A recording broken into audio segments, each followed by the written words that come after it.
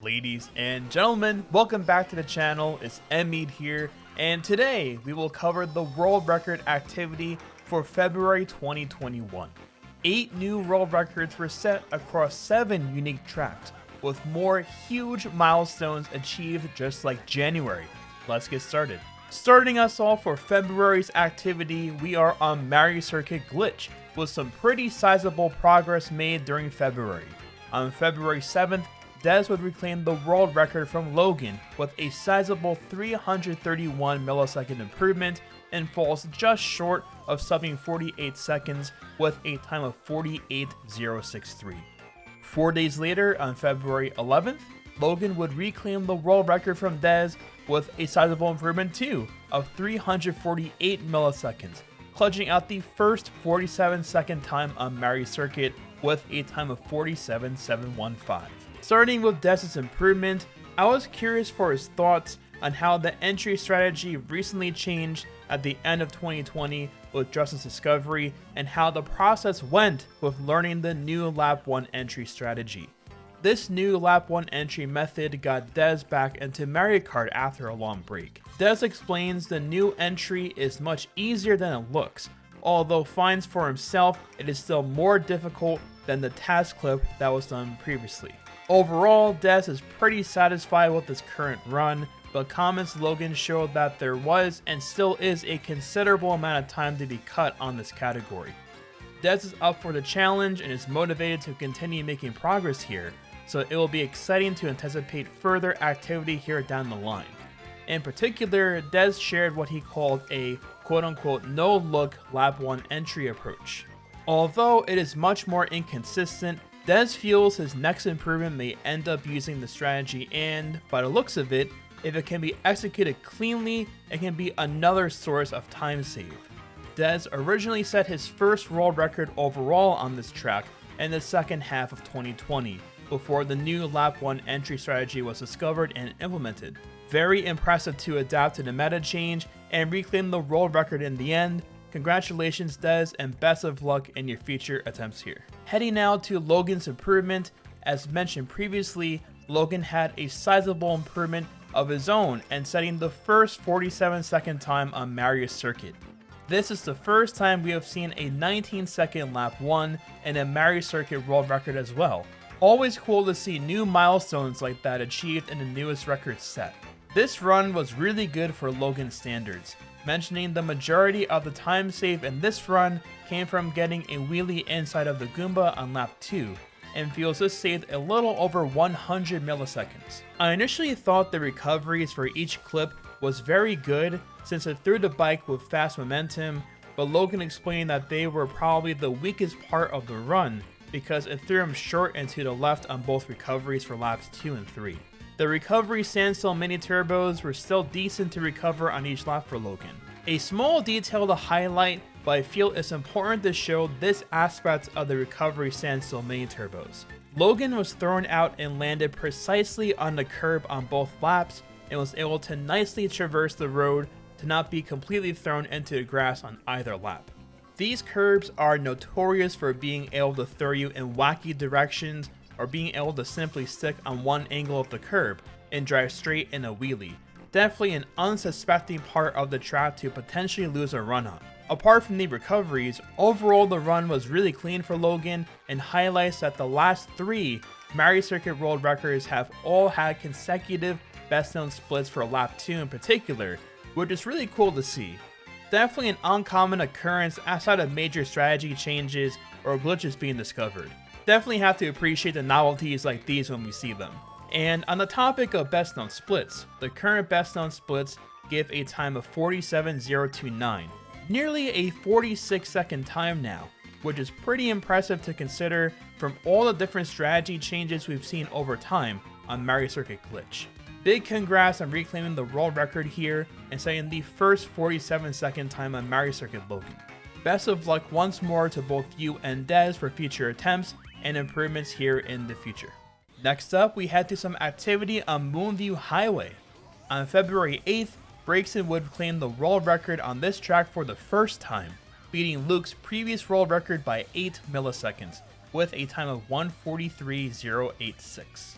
I think ever since the end of 2020, the anticipation of getting closer and closer to the first 142 on Moonview Highway has only gotten higher with some of the new strategies utilized with Justin's initial records set back in September of 2020. The comparison between Breakson and Luke demonstrate a nice contrast of the difference some of these strategies can make. Lap 1 was pretty good for Breakson, with it ending as a pretty average lap for having a full chain wheelie on the bridge, but notice it did have an improvable tunnel turn, and we can see the small fluctuations during the boost panel section on lap 1 in the comparison. Much of this game, especially for time trial, is maximizing the different boosts we have. Mushrooms, tricks, mini turbos, and boost panels to name a few. Ideally, you want to maintain max speed as long as possible in the second half of this lap, with some of the gaps between the boost panels being further than the others, most notably the first corner in this area and the turn heading into the tunnel. This is why you don't release the main turbos right away in these scenarios, as you'd otherwise be at base speed for a small amount of time and the time loss would be far more apparent. We can see that Breakson and Luke are nearly level heading into the last boost panel, with Breakson opting to go for the drift storage strategy and Luke opting to not go for it. Doing this helps to eliminate the small chain wheelie before the first shroom of laps 2 and 3, which at this stage every little bit of time save is critical to try and clutch out a 142 in the future. Lap 2 started off well for Breakson, having a perfect alignment into the curb trick, although narrowly missing the curb again to get a double trick. We can see how much this can save as Luke got this in his lap 2 compared to Breakson's single trick. The double trick can be very difficult to pull off, let alone optimizing it to be faster and not crash into the hairpin turn thereafter. The entrance of the hairpin was a little bit wide, but this section overall was good for Breakson, and had a small amount of bounces but nothing too bad. Ideally, you can stick here with 0 bounces and save a bit of time here, but this can be difficult to do while maintaining as tight of an alignment past the bridge on the left for the shroom alignment after on the bridge. The rest of lap 2 was good, making it a solid lap 2 split for a single trick. The beginning of lap 3 was rough for Breakson as he had aligned too far to the left into the curb, requiring some wheelie nudges to get the alignment for the curb trick, costing some time.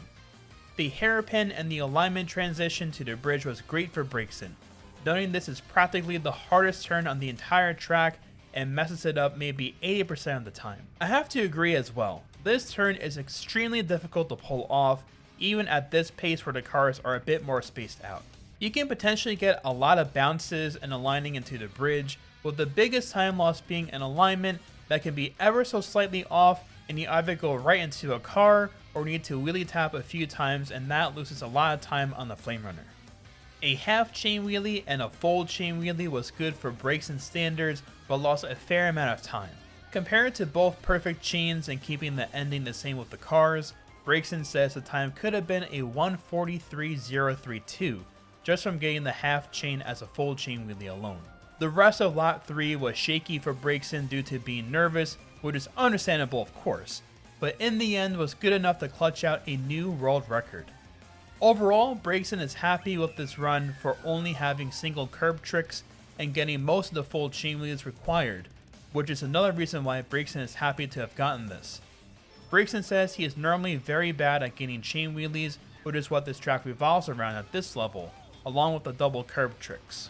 Breakson mentions with no disrespect towards nunchuck players, the classic and GameCube controllers are generally at a disadvantage versus the nunchuck for chain wheelies, and comments a fun fact that with Breakson's run this month has become the first non-nunchuck world record on this track in practically 7 years, and the first non-nunchuck world record with the current stream strategy.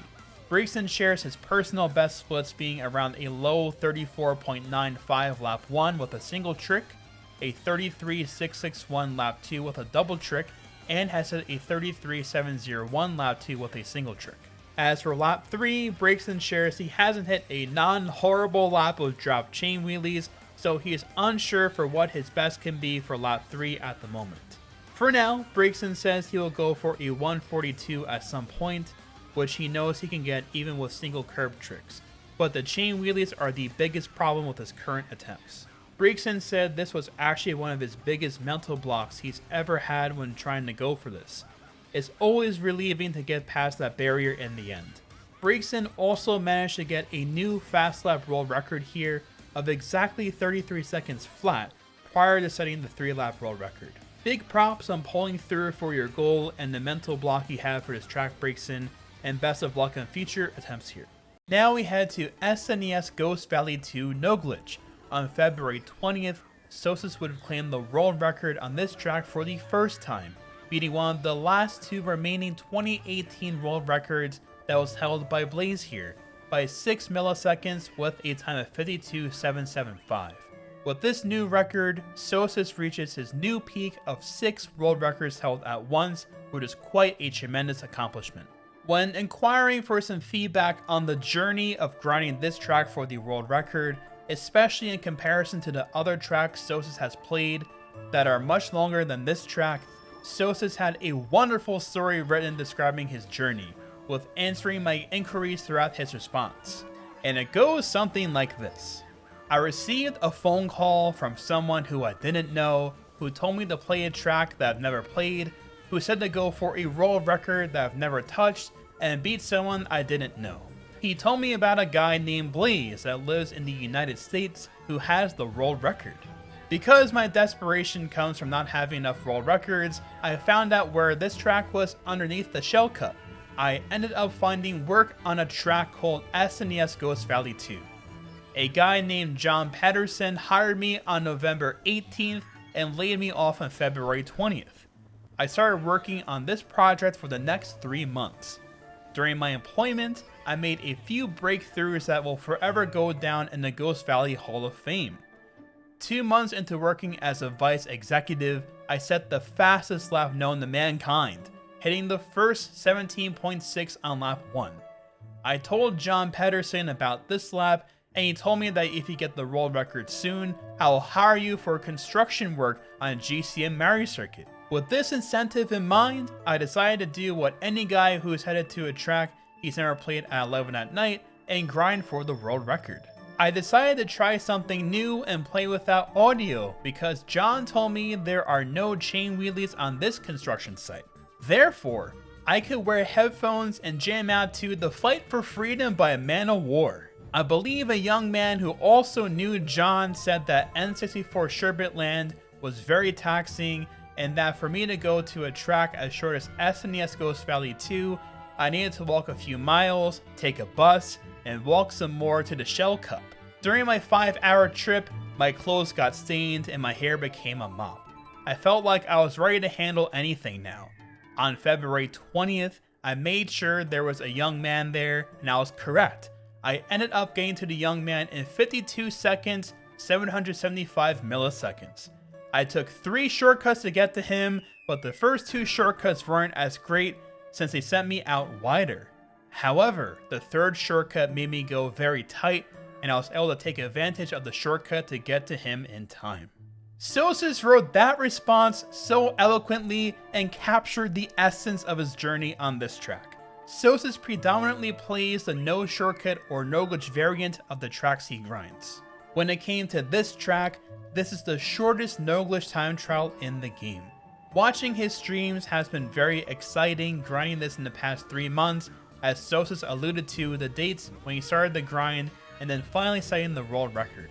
Tracks as short as these further emphasize the importance of truly optimizing the charging of main turbos as efficiently as possible and taking turns as tight as possible. It is simply nuts to see a 17.6 being done on lap 1. I remember the first 17.8 lap 1 and even a 17.7 lap 1 being done in years past. Never would I have imagined a 17.6 lap 1 being done humanly. Truly a testament to pushing the game's limits. Currently, Sosis has the best splits for all laps on the track, totaling a time of 52.635. With Sosis taking down Blaze's world record here, the last remaining 2018 world record stands as DK's Bowser's Castle world record. Extremely impressive to see how much further the standards have been pushed for nearly all the tracks in recent years, with this track being no exception. Big congrats to your efforts paying off here, Sosis, and best of luck on your future attempts. Now we head on to some activity over on GCN Mario Circuit. On February 26th, Luke would improve his own world record by 99 milliseconds with a time of 1:35.13, setting the first 1:30.5 on the track and getting extremely close to the first 1:30.4 as well.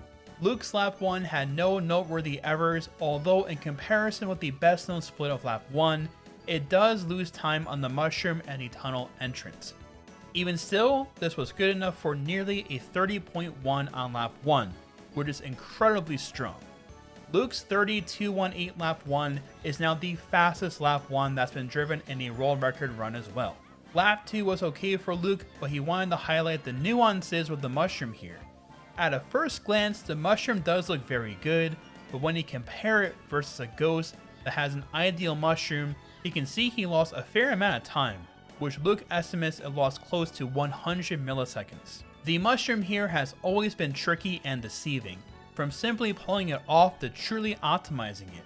It's all about speed preservation and cutting as much off the exit as possible. Sometimes you can get endless good bounces at the end of the shroom and you practically land gliding on the coping back onto the road, and other times the good bounces don't end and you end up having no speed left to successfully exit the grass here. Extremely optimized mushrooms in these runs are going to be even more important, as the standard to beat now is going to be the Piranha Plant on lap 3, which we will discuss in a bit. Luke ended up having a half chain wheelie on lap 2, which was the other notable time loss on lap 2. But all factors together, it was still good enough for an impressive low 30.1 on lap 2. Luke's start to lap 3 was pretty strong, though Luke said the first half of the lap could still be better in spite of how strong this already was. Let's discuss the next obstacle to overcome now for future records here, the lap 3 Piranha Plant. Compare the racing in versus mode offline. In both online races and time trials, the plants are on global timers, occurring on cycles at the same time every single attempt that you do. With that in mind, the further the record comes down, the more apparent it's been that we will eventually be hitting this Piranha on lap 3 and need to find a way to avoid it, or simply outpace it altogether. Luke knew he wasn't fast enough to beat it on this run, so he intentionally aligned himself very wide to avoid it. This unfortunately is a significant time loss and purposely having to do this to begin with, but more so the aftermath of the wide entrance into the following turn. Even with needing to do this, Luke was still able to maintain a strong ending, although not perfect for Luke. With this run completed, Luke says this track still has a long way to go, mentioning he knew for a while that this track had not been pushed to the standards seen on other tracks, and wanted to get closer to doing so for GCN Mario Circuit and set this record during his attempts in February. Overall, Luke acknowledges this run is very strong, but feels it is not quite up to standard in his opinion, and thinks it will be once the Piranha Plant on lap 3 is outright beaten, which also assumes having a very good ending after beating it on lap 3 as well. Luke has failed many strong paces so far, including his best one of a 30.219 on lap 1 and 30.061 on lap 2, with a strong half of lap 3, which could have beaten the Piranha on lap 3. Luke also alludes to the double mound trick strategy at the end, which has been unused in world record runs to current day, which can save at least 100 milliseconds per lap if done well, but is very hard to do. Luke is certain a 29-second laps 2 and 3 can be hit without implementing the strategy yet, and I completely agree. I think a practical human limit to go for is in the realm of a very high 130.2 to a 130.3, before needing to add in the double mound tricks to bring this to an even crazier standard. With all that said, this run in of itself is excellent and certainly very strong for the strategies used and the maneuvers required to avoid the Piranha on lap 3. It'll be exciting to see further developments here in the future, getting into low 130 territory on this track, and Luke is definitely equipped for the job with his best laps and paces already hit. The best known splits as of today's upload date is a 130.169, with all the splits held by Luke currently as well. Big congrats on this extremely impressive run here, Luke, and best of luck on your future attempts here. On the same day, we had a major milestone achieved on Grumble Volcano Glitch. NMeade improves upon his own world record by 171 milliseconds and secures the first 15-second time on Grumble Volcano, with a time of 15.962. NMeade has been a long-term frontrunner for Grumble Volcano Glitch ever since his first world record here in January of 2009. In fact, he has by far the most absolute dominance on this track compared to any other player on other tracks. NMeade has held the world record collectively on this track for, wait for it, over 4,000 days. Since 2009, he would swiftly come back and reclaim the world record quickly up until 2017. In the start of 2019, we had the big strategy change on this track, introducing the inside drifting quacker strategy. NMeade would reclaim the world record adapting to this strategy for the first time in September of 2019, setting 3 world records in the same day, lowering the world record by almost half a second, and has not lost a world record since then. Funnily enough, NMeade wasn't the first person to sub 20 seconds, 19 seconds, 18 seconds, or 17 seconds on this track, despite his insane dominance for this track. Inviso got the first 19-second time in January of 2009, King Alex with the first 18-second time in June of 2017, and Fizz got the first 17-second time in June of 2019, and EJ got the first 16-second time in September of 2019. It almost feels like it has come back full circle with NMeade getting the first second sub achievement for Grumble Volcano, solidifying the first 15-second time on Grumble Volcano, which is Mario Kart Wii's shortest 3-lap time trial. To the untrained eye, the only thing I can really see for time improvement in his current record now at this point is the very ending mushrooms before the finish line. It really looks like everything else was masterfully polished, showing the true mastery over the new quacker strategy after his first rollout in the scene in early 2019. NMeade made a tweet when he set this record, and with handy Google Translate it reads as, achieved in the 15-second range. At the same time, lap 1 is also BKS. I'm glad. The cry that I finally achieved I think is thanks to everyone who supported me that I was able to work hard towards the 15-second range of GV until today. Alright, next time I'm aiming for 14 seconds. Is it tough? Absolutely incredible feat reached here in NMeade. At this point, it looks like this might be the last quote-unquote second sub barrier for this track, unless of course there are some new strategies discovered down the line. The current best known splits, all held by NMeade, gave a time of 15.407 as of today's upload date.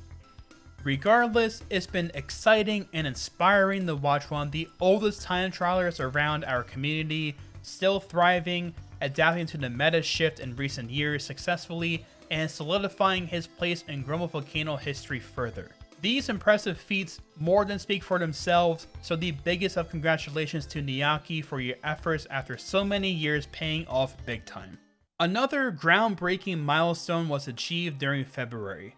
On February 27th, Justin becomes the first player to successfully glitch Koopa Cape humanly, beating the no glitch world record by over 3 seconds with a time of 2:14.552. The original method of glitching Koopa Cape involved techniques that are not humanly viable, and for a very long time it seemed like there was no real hope for a human viable way to glitch Koopa Cape. Enter the progression of the wheelie barrel roll mechanic that made glitching N64 Bowser's Castle humanly viable and achieved back in December of 2020.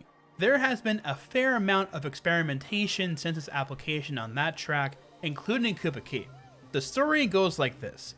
Justin explains that this was quite literally an accidental discovery, all starting when Kirio was attempting to pull off every Ultra and Dolphin for fun. He attempted the Ultra on Koopa Cape by using a new method with the barrel roll clip to get over the invisible wall by the finish line.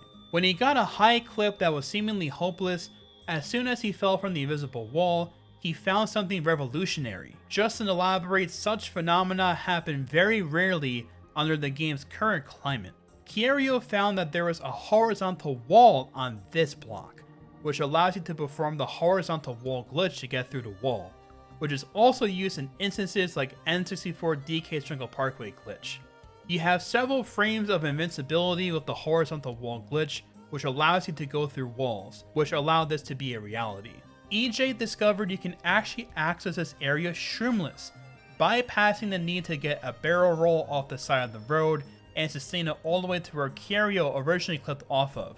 After this, Justin explains it was speculated in the task chat that the Ultra shortcut would be pulled off quite easily RTA with this new discovery. Flipping through the wall is fairly easy, but staying inside of the blocks seemed excruciatingly difficult according to Justin. People also found trouble with the turnaround inside of the blocks RTA, but it was later realized that turning super slowly is very consistent, although costly in time. Justin says staying inside of the blocks is by far the hardest part of the glitch, explaining that if there was somehow a consistent way of staying inside, the top 10 would be full of glitches by now, and no one would consider it as one of the hardest glitches. The other parts of the glitch can be challenging, but they become much easier with practice. Justin finds this glitch interesting because of how many steps it takes to perform it, and I couldn't agree more. Compare the Koopa Cape glitch method to most other glitches in the game, which are quick and flashy, while Koopa Cape's glitch requires the player to take their time. Being as Justin has pulled off and mastered most of the hallmark glitches and shortcuts in this game, for both regular tracks and custom tracks, Justin feels this current method is definitely up there for one of the hardest, but its uniqueness makes it somewhat incomparable. Justin was excited to try the glitch out RTA and felt extremely up for the challenge. Justin knew he had a good chance at making it after practicing the entry in Dolphin and the block movement in a practice mod, which starts your race already inside of the blocks on the scene. Justin said he was very surprised when he made it on his second attempt after staying inside the blocks, as he thought it would take a couple more than that at the very least. The rest of the driving for laps 2 and 3 were entertaining to see, trying to understandably control the nerves, being the first person to pull this off in real time, and driving this course with as awkward as the spear can be on this track. Justin unfortunately ended up missing the first trick of lap 2 and had a near complete slowdown on the grass during lap 3, but still raced fast enough to have beat the no glitch world record by over 3 seconds. Justin mentions he definitely wants to try to glitch again in the future and is looking forward to the record being substantially lowered, as well as others to pull it off. Justin gives a big shout out to the Task Labs group for their dedication into groundbreaking discoveries and for pushing the game to its absolute limits. I second that as well. The work they have done for such a long time has been nothing short of incredible, and their dedication is unwavering the more that time has passed. Linked in the description below is both the Task Labs YouTube channel, as well as their video unveiling this discovery and a detailed guide on how to pull this off. Justin also gives a shout out to whoever made the practice mod previously mentioned, as Justin wasn't sure who made it. Practice tools like that are incredibly useful, especially in multi-step strategies like this one. The more I've watched this over and over, I'm in such awe that this is even possible to do.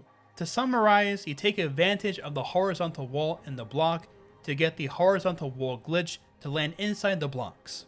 I was originally surprised that the road doesn't extend under the blocks, at least to the mountainside, as if it was completely solid road underneath the blocks, the top 10 would be full of completed glitch times by now, as Justin mentioned before. You have to maintain your position being on the seam of the road while not going too far out to be ejected from the blocks. You go far enough on the seam to get to checkpoint 1, then carefully turn your bike the complete opposite way, having enough distance to use one mushroom to get to max speed, do a precisely timed spin drift, and use the last mushroom to enable you to get enough distance to get the correct respawn. There hasn't been anything else quite like this glitch in the game before. As Justin mentioned previously, most track breaking shortcuts and glitches are near instantaneous or only require a few seconds of setup and execution. This in comparison has several steps to do correctly, and you're practically doing it semi-blind while hanging off of the edge of the road seam and being mostly masked by the blocks. It is very obvious how impressive this huge achievement is, from discovery to implementation to setting the record for the first time only 2 days after its discovery. The absolute biggest of congratulations for this wicked achievement, Justin, as well as once more a big shout out to our wonderful task community being so dedicated to the game for so long, breaking the game further and also yielding possibilities for players to do some of these huge feats in real time. Best of luck on future endeavors here, Justin. We end the month of February with some more glitching activity, being on N64 DK's Jungle Parkway. On the last day of February, February 28th, Invincible would improve his own world record by 188 milliseconds, with a time of 42.656. Invincible was practicing the task glitch for a while and was preparing to do some serious attempts, and this run had come out of nowhere. The comparison of how much a task glitch can save over the conventional glitching method is quite apparent. You end up falling straight downwards instead of landing much further away, which is time save in and of itself, along with having a far more favorable position to traverse forward after doing the recovery standstill main turbo into the path for the last turn. Invincible gives special thanks to Corbin and Bailey for helping him with the task glitch. By the looks of it, there is going to be a fair amount of time save in future attempts here. Lap 1 was not good for Invincible, as he has beaten it by over a second with a personal best lap 1 of 22.47, with the first glitch being okay but not nearly as low as the others he's hit. Unfortunately, a fair amount of time loss came from the setup and alignment into the second glitch for lap 2. Perhaps one day down the line we will see runs eventually hop into the grass area for the glitch, just do one turn left and back up immediately for the shroom, which of course would be a significant time save for each lap. Invincible wasn't sure how his lap 2 was as fast as it was, with an okay task glitch and fast standstill main turbo recovery, but needed to hop out of the way of the dirt and was unable to get a wheelie out, accelerating from 73 km per hour instead of 90 km per hour. The third glitch alignment ended up making the lap and says it's probably the fastest he's ever done it.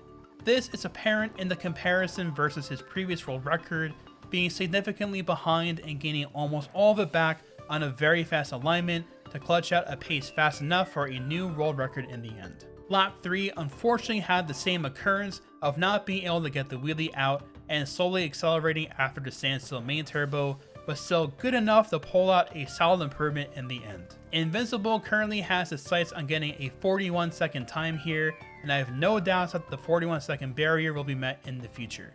With the current best zone splits equaling a 38.990, there is quite a bit of wiggle room here for some more massive time cuts, especially with the task glitch that Invincible has been practicing now. Very impressive stuff here, Invincible. Congratulations on your improvement, and best of luck on your future grind here. The second month of 2021 Mario Kart Wii time trials is in the books, and what an exhilarating second month, let alone a start to the new year it has been for the scene. There were 20 world records set so far between both January and February, and the activity keeps rolling in during March as well. 2021 is going to be a big year for the Mario Kart Wii time trial scene if these first 2 months are any indication, and I can't wait to continue seeing and enjoying the progress all of our talented community members are making. I thank you all as always for watching and supporting the channel. I'll see all of you very soon when we review the world record activity for March 2021. Take care.